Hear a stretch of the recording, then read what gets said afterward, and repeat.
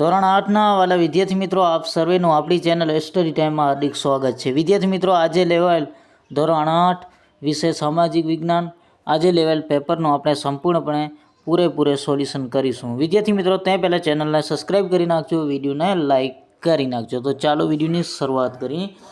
સૌ પ્રથમ છે, અહીંયા તમે તારીખ જોઈ શકો, આજની ધોરણ 8 સામાજિક વિજ્ઞાન દ્વિતીય સત્રાંક કસોટી.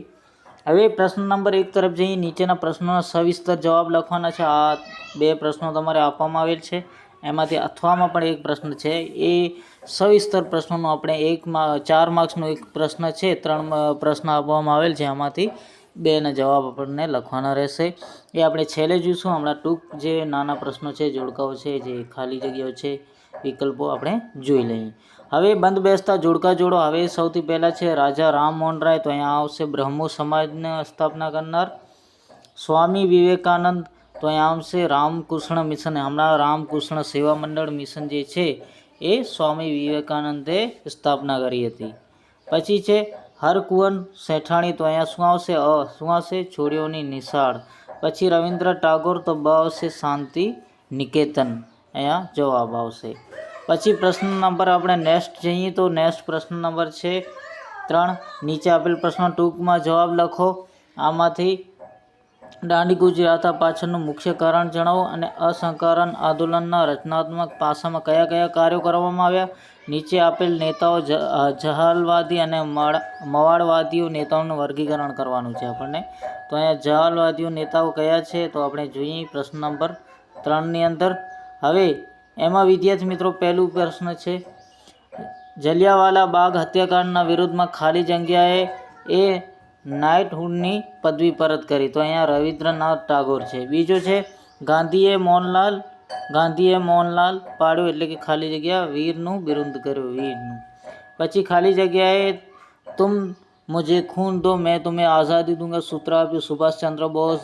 આપણને ખ્યાલ છે, આપણા સુભાષચંદ્ર બોઝે આપણા દેશના બહાર રહીને આપણા દેશની બહાર રહીને કઈ જે ફોજ હતી જેની સ્થાપના કરી હતી? તો આઝાદ હિન્દ ફૌજની સ્થાપના કરી હતી વિદ્યાર્થી મિત્રો, અને બ્રિટિશ સામે લડ્યા હતા. અને આની સ્ટોરી ઘણી આપણે જોયેલી હશે, ન જોયેલી હોય તો આપણે એક અલગથી વિડીયો બનાવશું. ઇંગ્લેન્ડમાં શ્યામજી કૃષ્ણ વર્માએ સંસ્થાના કાર્યાલયને ખાલી જગ્યા નામ આપ્યું. તો અહીંયા કૃષ્ણ જવાબ આવશે. હવે આપણે નેક્સ્ટ જઈએ. તો નેક્સ્ટ પ્રશ્ન નંબર 4 છે વિદ્યાર્થી મિત્રો. આમાં આપણે પ્રશ્ન નંબર 4માં જોઈએ. તો ભારતીય ચિત્રકલાના પહેલું પ્રશ્ન છે, ભારતીય ચિત્રકલાના પ્રથમ પુરાવા કઈ ગુફાઓમાંથી મળી? તો અહીંયા 7000ના કાળના મધ્યપ્રદેશમાંથી મળી આવ્યા. કઈ ચિત્રશૈલીનું મુખ્ય વિષય મહાયાન બૌદ્ધ સંપ્રદાય રહ્યો? તો અહીંયા આવશે મરણીમાન ગુફા. રાજસ્થાનના ચિત્રશૈલી બીજા કયા નામથી ઓળખાય? તો રાજસ્થાની શૈલી. લોકોને ચિત્ર અને કલાકારોનો પરિચય થાય તે રવિશંકર રાવળે કયું માસિક પ્રારંભ કર્યો? તો અહીંયા આવશે હમારા નામના માસિક પ્રારંભ કર્યો. પછી છે, નીચેના વિધાનો ખરા છે કે ખોટા તે જણાવો. હવે આમાંથી આપણે જે વિધાન જોઈએ તો બધા જ વિધાનો જે તમે જોઈ શકો છો ખરા છે. તમે જુઓ, કચ્છના મહારાવ પ્રાગમલજીએ માંડવીમાં એક કલાશાળા શરૂ કરી હતી, તો સાચું છે. જૈન શૈલીને ગુજરાતમાં શૈલી પણ કહેવામાં, સાચું છે. બિલ્વ મંગળ ચિત્ર માટે રવિશંકર રાવળને સુવર્ણ મળેલ છે, સુવર્ણ જે પદ આપવામાં આવે છે, આ સાચી વાત છે. ભારતીય ચિત્રકલાનું સર્વશ્રેષ્ઠ સમય ગુપ્તકાળને ગણાવી શકે છે, સાચી વાત છે. હવે આપણે જોઈએ નેક્સ્ટ પ્રશ્ન. નીચે આપેલ પ્રશ્નોના ટૂંકમાં જવાબ લખવાના છે. ગુજરાત રાજ્યનું ઉદ્ઘાટન કયા અને કોના હસ્તે થયું? અથવા આઝાદી પછી પાકિસ્તાનમાંથી ભારત આવેલા શરણાર્થીઓને લઈને કઈ સમસ્યા ઊભી થઈ? હવે નેક્સ્ટ જઈએ. તો વિદ્યાર્થી મિત્રો, અહીંયા કાંસમાં આપેલા કાચા માલના સ્ત્રોતનું ઉદ્યોગોના આધારે વર્ગીકરણ કરવાનું છે આપણે. તો કાચા માલના આધારે ઉદ્યોગો કયા છે? તો આપણે જોઈએ. સૌથી પહેલાં તમારે જે કાચા માલનો ઉદ્યોગ છે, કૃષિ આધારિતમાં એક આવશે ખાદ ઉદ્યોગ આવશે. બીજો છે પશુ આધારિત, તો અહીંયા આવશે દૂધ ઉત્પાદન અને માંસ ઉદ્યોગ, આ બંને આવશે.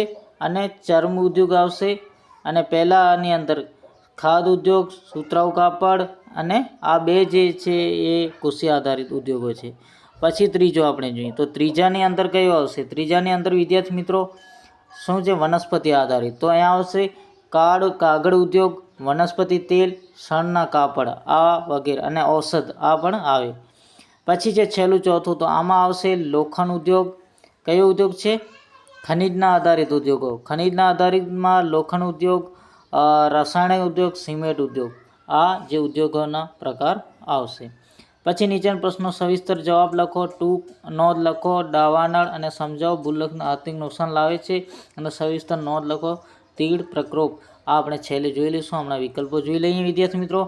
તો આમાં વિકલ્પની અંદર પહેલું પ્રશ્ન છે, આપના વિસ્તારમાં કઈ આપત્તિ આવેલ નથી? તો અહીંયા ભૂકંપ આ ખોટી વસ્તુ છે વિદ્યાર્થી મિત્રો. આ ભૂકંપ આવેલ છે, વાવાઝોડું આવેલ છે, મહામારી આવેલ છે, અને ખાલી જ્વાળામુખી આવેલ નથી. આ જવાબ આવશે.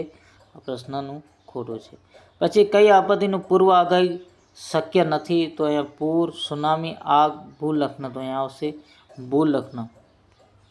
પછી આપણે જોઈએ તો કેમ કે પૂર તો આવી શકે છે.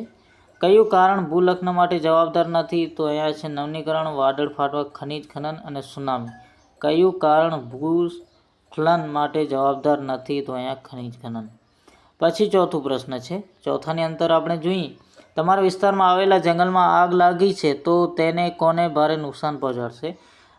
મકાનો અને મંદિરોને, ઉદ્યોગ અને કારખાનો, વનસ્પતિ અને વન્યજીવ સૃષ્ટિને, અને મનુષ્યોને. તો આ આવશે વનસ્પતિ અને વન્યજીવ સૃષ્ટિઓને. પછી જે લોકડાઉન કઈ આપત્તિ સમયે લગાવવામાં આવે છે? તો અહીંયા આવશે મહામારી. કોઈ પણ મહામારી બીમારી આવે. તીડ કઈ વનસ્પતિને નુકસાન પહોંચાડતું નથી? તો દાડમ જે હોય છે એને પહોંચાડતું નથી. વિદ્યાર્થી મિત્રો, પ્રશ્ન નંબર 8. નીચેના પ્રશ્નો સવિસ્તર જવાબ લખો. ભારતીય ન્યાયતંત્રનું માળખું સમજો અને લોક અદાલત વિશે વિસ્તૃત નોંધ લખો, અને ન્યાયતંત્રની જરૂરત શા માટે છે તમારા શબ્દોમાં જણાવવાનું છે. હવે આપણે ખાલી જગ્યાએ જોઈએ, પછી આપણે મોસ્ટ ઓફ પ્રશ્નો છે એ જોઈશું. વડી અદાલતમાં ન્યાય ન મળે તો ખાલી જગ્યા અદાલત અપીલ કરી શકે. તો સ્વચ્છ અદાલત. અને મોટી ન્યાયની ડીવીના એક હાથમાં ત્રાજુ અને એક હાથમાં તલવાર હોય છે. જમીન, મકાન કે અન્ય સંપત્તિના હક અંગેના દાવા ખાલી જગ્યા દીવાની દાવા કહેવાય. ગુજરાત રાજ્યની વડી અદાલત ખાલી જગ્યા શહેરમાં આવેલ છે. તો અમદાવાદ. વિદ્યાર્થી મિત્રો, હવે આ મોસ્ટ જે આપણે આઈએમપી પ્રશ્નો હતા, જે ટૂંક પ્રશ્નો હતા એ જોઈ લીધા. હવે સવિસ્તર પ્રશ્નો છે, તમારું કોઈ જોઈતા હોય એના જવાબ, તો આપણું ગ્રુપ છે એની લિંક ડિસ્ક્રિપ્શનની અંદર હું આપી દઈશ, જેથી તમે જોઈને જોઈન થઈ જશો. Thank you very much. ફરી મળીશું નેક્સ્ટ વિડીયોની અંદર. જય હિન્દ.